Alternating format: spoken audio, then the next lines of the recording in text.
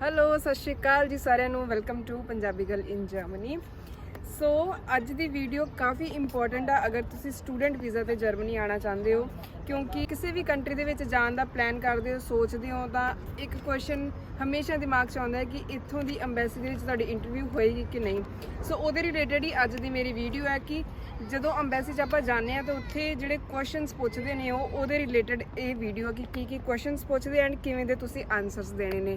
ਠੀਕ ਹੈ, ਸੋ ਕਰਦੇ ਹਾਂ ਅੱਜ ਦੀ ਵੀਡੀਓ ਸ਼ੁਰੂ। ਸੋ ਮੈਂ ਕੁਝ ਕੁਐਸਚਨਸ ਦੀ ਲਿਸਟ ਬਣਾਈ ਆ ਜੋ ਕੁਐਸਚਨ ਮੈਨੂੰ ਪੁੱਛੇ ਗਏ ਸੀ ਐਮਬੈਸੀ ਦੇ ਵਿੱਚ, ਕਿਉਂਕਿ ਮੈਂ ਵੀ ਸਟੂਡੈਂਟ ਵੀਜ਼ਾ ਤੇ ਹੀ ਆਈ ਹਾਂ ਐਂਡ ਕੁਝ ਮੇਰੇ ਫਰੈਂਡਸ ਨੂੰ। ਸਭ ਤੋਂ ਪਹਿਲਾ ਕੁਐਸਚਨ ਇਹ ਆ ਕਿ ਇੰਟਰੋਡਿਊਸ ਯੋਰਸੈਲਫ। ਤੁਸੀਂ ਆਪਣੇ ਆਪ ਨੂੰ ਇੰਟਰੋਡਿਊਸ ਕਰਨਾ ਹੈ, ਤੁਹਾਡਾ ਕੀ ਨਾਮ ਹੈ ਐਂਡ ਮੇਕ ਸ਼ੋਰ ਕਿ ਜਿਹੜੀ ਇੰਟਰੋਡਕਸ਼ਨ ਆ ਉਹ ਤੁਸੀਂ ਸ਼ਾਰਟ ਰੱਖੋ, ਬਹੁਤ ਲੈਂਥੀ ਨਹੀਂ ਕਰਨੀ। ਸਿਰਫ ਦੱਸਣਾ ਕੀ ਹੈ ਆਪਣਾ ਨਾਮ, ਤੁਸੀਂ ਕਿੱਥੋਂ ਬਿਲੋਂਗ ਕਰਦੇ ਹੋ, ਠੀਕ ਆ, ਉਹ ਜਗ੍ਹਾ ਦਾ ਨਾਮ ਐਂਡ ਫਿਰ ਤੁਸੀਂ ਦੱਸਣਾ ਹੈ ਕਿ ਤੁਸੀਂ ਸਟੱਡੀ ਕਰ ਰਹੇ ਹੋ ਜਾਂ ਜੌਬ ਕਰ ਰਹੇ ਹੋ ਐਂਡ ਕੀ ਸਟੱਡੀ ਰੀਸੈਂਟਲੀ ਕਰ ਰਹੇ ਹੋ ਜਾਂ ਕਰ ਚੁੱਕੇ ਹੋ। ਠੀਕ ਹੈ, ਬਸ ਇੰਨੀ ਕੁ ਇੰਟਰੋਡਕਸ਼ਨ ਰੱਖਣੀ ਹੈ, ਇਸ ਤੋਂ ਜ਼ਿਆਦਾ ਇਲੈਬੋਰੇਟ ਨਹੀਂ ਕਰਨਾ ਆਪਣੇ ਇੰਟਰੋਡਕਸ਼ਨ ਨੂੰ। So second most common question ਕਿ ਜਰਮਨੀ ਕਿਉਂ ਜਾ ਰਹੇ ਹੋ, why Germany, why are you travelling to Germany. ਠੀਕ ਹੈ, ਤੇ ਉਹਦੇ ਲਈ ਆਪਣੇ ਸਾਰਿਆਂ ਦੇ ਆਪਣੇ ਆਪਣੇ ਰੀਜ਼ਨਸ ਹੁੰਦੇ ਨੇ ਕਿ ਆਪਾਂ ਜਰਮਨੀ ਕਿਉਂ ਜਾ ਰਹੇ ਹਾਂ। ਆਪਾਂ ਉੱਥੇ ਜ਼ਿਆਦਾ ਓਪਰਚੁਨਿਟੀਜ਼ ਨੇ ਇਸ ਲਈ ਜਾ ਰਹੇ ਹਾਂ, ਸਾਡੇ ਰਿਲੇਟਿਵਸ ਉੱਥੇ ਰਹਿੰਦੇ ਨੇ, ਮੇਬੀ ਪੇਰੈਂਟਸ ਉੱਥੇ ਰਹਿੰਦੇ ਨੇ, ਜਾਂ ਪੈਸੇ ਕਮਾਉਣ ਜਾ ਰਹੇ ਹਾਂ। ਬਟ ਇਹ ਜਿਹੀਆਂ ਚੀਜ਼ਾਂ ਤੁਸੀਂ ਇੱਥੇ ਨਹੀਂ ਬੋਲਣੀਆਂ ਕਿ ਮੈਂ ਪੈਸੇ ਕਮਾਉਣ ਜਾ ਰਿਹਾ ਜਾਂ ਇੱਦਾਂ ਉੱਦਾਂ, ਹੈ ਨਾ। ਇਸ ਕੁਐਸਚਨ ਦਾ ਆਨਸਰ ਤੁਸੀਂ ਆਪਣੀ ਸਟੱਡੀ ਦੇ ਨਾਲ ਰਿਲੇਟ ਕਰਨਾ, ਤੁਸੀਂ ਜਰਮਨੀ ਨੂੰ, ਕਿ ਜਰਮਨੀ ਤੇ ਤੁਹਾਡੀ ਸਟੱਡੀ ਦਾ ਕੀ ਮਤਲਬ ਰਿਲੇਸ਼ਨ ਆ, ਇਸ ਕਰਕੇ ਤੁਸੀਂ ਜਰਮਨੀ ਜਾ ਰਹੇ ਹੋ।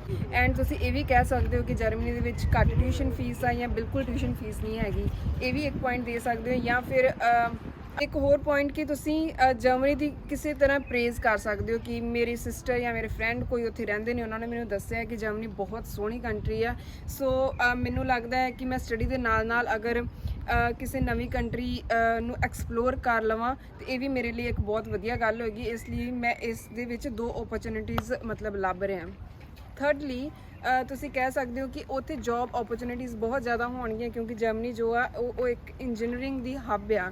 ਇੰਜੀਨੀਅਰਿੰਗ ਬਹੁਤ ਜ਼ਿਆਦਾ ਹੈ ਜਰਮਨੀ ਦੇ ਵਿੱਚ, ਇਸ ਲਈ ਆਈ ਥਿੰਕ ਤੁਸੀਂ ਇਹੋ ਜਿਹਾ ਕੁਝ ਆਨਸਰਸ ਦੇ ਸਕਦੇ ਹੋ ਜੋ ਤੁਹਾਡੀ ਸਟੱਡੀ ਦੇ ਨਾਲ ਰਿਲੇਟ ਕਰਦਾ ਹੋਵੇ ਐਂਡ ਤੁਹਾਡੇ ਨਾਲ ਥੋੜਾ ਰਿਲੇਟ ਕਰਦਾ ਹੋਵੇ। ਨੈਕਸਟ ਓਬਵੀਅਸ ਕੁਐਸਚਨ ਆ ਇਹ ਕਿ ਤੁਸੀਂ ਇਹ ਕੋਰਸ ਕਿਉਂ ਚੂਜ਼ ਕੀਤਾ ਹੈ। ਸੋ ਇਸ ਕੁਐਸਚਨ ਨੂੰ ਵੀ ਤੁਸੀਂ ਮਤਲਬ ਆਪਣੇ ਆਪ ਦੇ ਨਾਲ ਹੀ ਰਿਲੇਟ ਕਰਨਾ, ਆਪਣੀ ਪ੍ਰੀਵੀਅਸ ਸਟੱਡੀ ਦੇ ਨਾਲ ਰਿਲੇਟ ਕਰਨਾ ਕਿਸੇ ਵੀ ਤਰ੍ਹਾਂ। ਠੀਕ ਹੈ, ਆਪਣੇ ਜੋ ਤੁਹਾਡੇ ਫਿਊਚਰ ਗੋਲਸ ਨੇ ਉਹਦੇ ਨਾਲ ਰਿਲੇਟ ਕਰ ਸਕਦੇ ਹੋ। ਫੋਰ ਐਗਜ਼ਾਮਪਲ, ਸੋ ਮੇਰੇ ਕੇਸ ਦੇ ਵਿੱਚ ਮੈਨੂੰ ਜਦ ਇਹ ਕੁਐਸਚਨ ਪੁੱਛਿਆ ਸੀ ਤਾਂ ਮੈਂ ਇਹ ਆਨਸਰ ਕੀਤਾ ਕਿ ਮੈਂ ਹੌਸਪਿਟੈਲਿਟੀ ਦੀ ਸਟੱਡੀ ਕੀਤੀ ਹੈ ਐਂਡ ਹੌਸਪਿਟੈਲਿਟੀ ਦੀ ਸਟੱਡੀ ਕਰਨ ਤੋਂ ਬਾਅਦ ਮੇਰੇ ਮਨ 'ਚ ਇਹੀ ਸੇਮ ਫੀਲਡ ਦੇ ਵਿੱਚ ਬਿਜ਼ਨਸ ਕਰਨਾ ਚਾਹੁੰਦੀ ਹਾਂ ਮੈਂ, ਤੇ ਇਸ ਲਈ ਮੈਂ ਬਿਜ਼ਨਸ ਦੀ ਸਟੱਡੀ ਲਈ ਆ। ਸੋ ਫਿਊਚਰ ਦੇ ਵਿੱਚ ਮੈਂ ਆਪਣਾ ਬਿਜ਼ਨਸ ਜਿਹੜਾ ਹੈ ਜ਼ਿਆਦਾ ਸਕਸੈਸਫੁਲ ਬਣਾ ਸਕਾਂ, ਇਹਦੇ ਬਾਰੇ ਜ਼ਿਆਦਾ ਨੌਲੇਜ ਲੈ ਕੇ। ਓਕੇ, ਅਸੀਂ ਥੋੜੀ ਜਿਹੀ ਵੀਡੀਓ ਬਣਾਈ ਤੇ ਬਾਰਿਸ਼ ਹੋਣ ਲੱਗ ਗਈ, ਹੁਣ ਸਾਨੂੰ ਇੱਦਾਂ ਬੈਠ ਕੇ ਵੀਡੀਓ ਬਣਾਉਣੀ ਪੈ ਰਹੀ ਹੈ। Maybe you will find funny but video ਬਣਾਉਣੀ ਇੰਪੋਰਟੈਂਟ ਸੀ, ਦੈਟਸ ਵਾਈ। ਠੀਕ ਹੈ, ਸੋ ਹੁਣ ਆਪਾਂ ਜਾਣੇ ਆਪਣੇ ਅਗਲੇ ਕੁਐਸਚਨ ਵੱਲ। ਅਗਲਾ ਕੁਐਸਚਨ ਕੀ ਆ, do you think Germany is a safe country. ਇਹ ਕੁਐਸਚਨ ਵੀ ਮੋਸਟਲੀ ਪੁੱਛਿਆ ਜਾਂਦਾ ਇੰਟਰਵਿਊਜ਼ ਦੇ ਵਿੱਚ ਕਿ ਤੁਸੀਂ ਜਿਹੜੀ ਕੰਟਰੀ ਦੇ ਵਿੱਚ ਜਾ ਰਹੇ ਹੋ ਉਹ ਸੇਫ ਵੀ ਹੈ ਤੁਹਾਡੇ ਲਈ ਕਿ ਨਹੀਂ।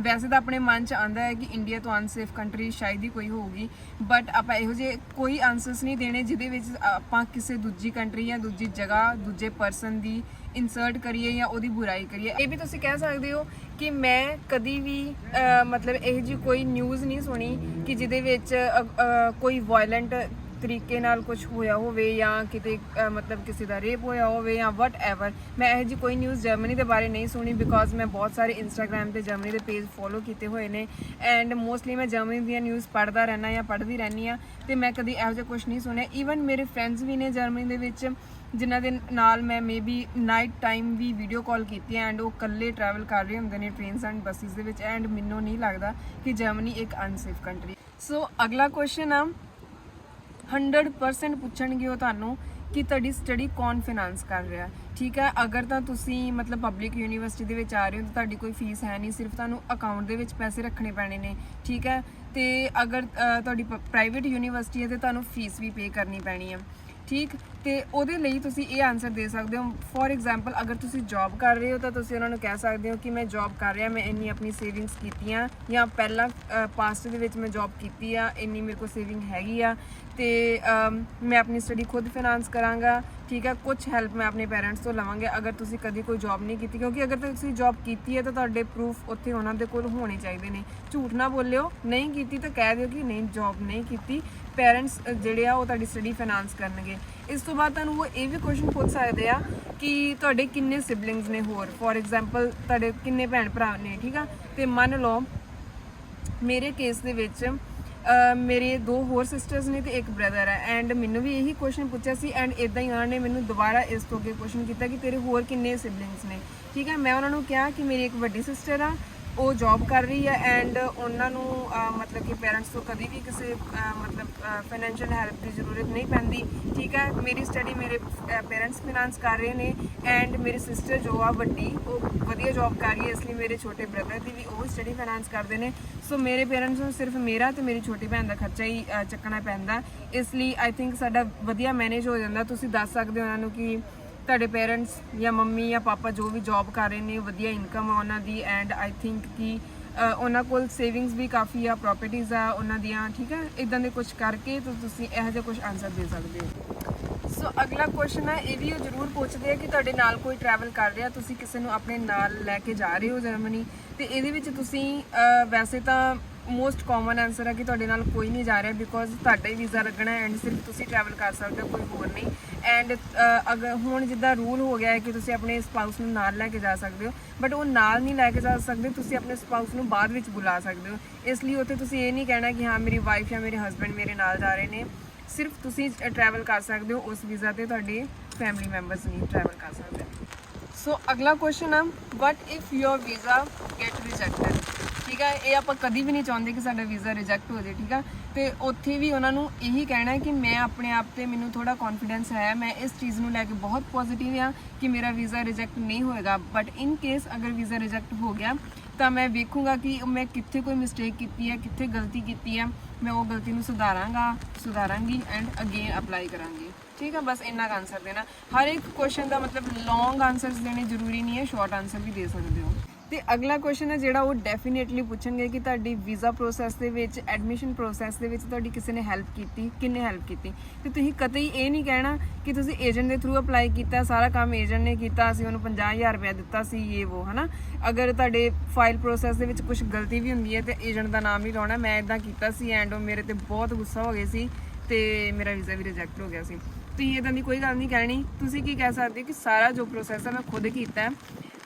ਮੇ ਵੀ ਤੁਸੀਂ ਕਹਿ ਸਕਦੇ ਮੇਰੇ ਕੋਈ ਫਰੈਂਡ ਜਾਂ ਰਿਲੇਟਿਵ ਜਰਮਨੀ ਰਹਿੰਦੇ ਨੇ, ਉਹਨਾਂ ਨੇ ਮੇਰੀ ਐਡਮਿਸ਼ਨਸ ਦੇ ਵਿੱਚ ਹੈਲਪ ਕੀਤੀ ਆ, ਠੀਕ ਆ। ਉਹਨਾਂ ਨੇ ਮੈਨੂੰ ਵਧੀਆ ਯੂਨੀਵਰਸਿਟੀਜ਼ ਦੇ ਬਾਰੇ ਸੁਜੈਸਟ ਕੀਤਾ ਐਂਡ ਮੈਂ ਦੈਨ ਡਾਇਰੈਕਟ ਉੱਥੇ ਅਪਲਾਈ ਕੀਤਾ ਐਂਡ ਮੈਨੂੰ ਐਡਮਿਸ਼ਨ ਮਿਲ ਗਈ। ਤੇ ਜਿਹੜਾ ਵੀਜ਼ਾ ਪ੍ਰੋਸੈਸ ਆ ਉਹ ਮੈਂ india.diplo.de ਤੋਂ ਚੈੱਕਲਿਸਟ ਲਈ ਵੀਜ਼ਾ ਪ੍ਰੋਸੈਸ ਵਾਸਤੇ ਕਿ ਸਟੂਡੈਂਟਸ ਲਈ ਕੀ ਮਤਲਬ ਡਾਕੂਮੈਂਟਸ ਚਾਹੀਦੇ ਨੇ, ਉਹ ਚੈੱਕਲਿਸਟ ਦੇ ਅਕੋਰਡਿੰਗ ਹੀ ਮੈਂ ਆਪਣੀ ਜਿਹੜਾ ਫਾਈਲ ਆ ਉਹ ਪ੍ਰਿਪੇਅਰ ਕੀਤੀ ਹੈ ਖੁਦ ਹੀ।